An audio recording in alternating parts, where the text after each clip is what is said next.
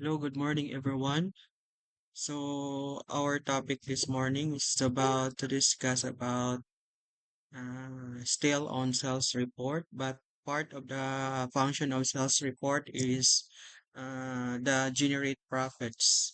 So, if you have your own business, so one of your concerns is if your business gains profits.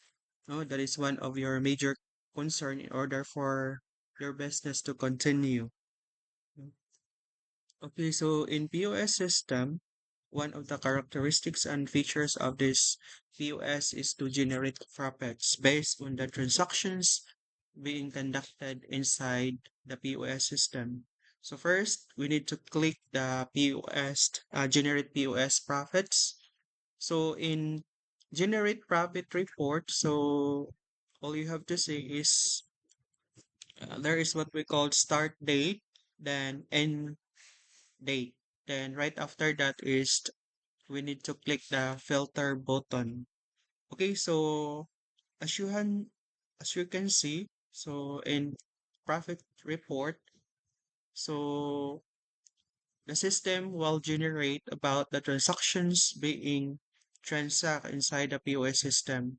So for example, if we want to generate the uh, profits within this day, so all we have to do is to filter. For example, today is July 15. So July 15, starting date, then the end date is same day. So still on July 15.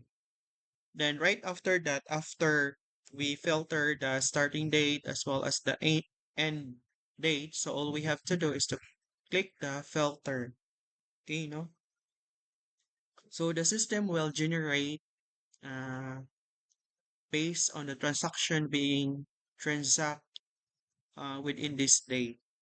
Okay, so let's scroll down. So as you can see, so on this day, so for starting is the transaction is being covered is this day. So the result is the total sales is 2,795 25 centavos. Then the total profit is 1,983.25. So below is the graphical representation profit per item. So it is important that if you own the company or the business is you need to know about what are the items being much consumed or much sales compared to others. So if we are trying to click this item, so there is an indicator below the bar graph so that we know what are the items is sells much sells within this day. If you are trying to filter, so this is for one day. So if you want to filter, for example, from July 1 to July 15, so all we have to do is to filter. So one, then this one. This is also to filter the end date, which is the July 15. Then click the filter. Then right after that, the system will generate the total sales within January 1 to January 5. Then uh, we will determine about the total sales within this period. Okay. So for July 1 until July 15, so the generated transactions of this POS system is 226,320.49, while the total profit is 160,004.14 centavos. So if you're the owner of this company, so you have an idea, no? How your business, status of your business, whether you gain or lose. So based on this generated transactions, your system or your business is already gained 160,000 point 14 centavos. So that's a lot of money. So which means through the use of POS system, you can monitor no the status of your business. you can generate about the profits.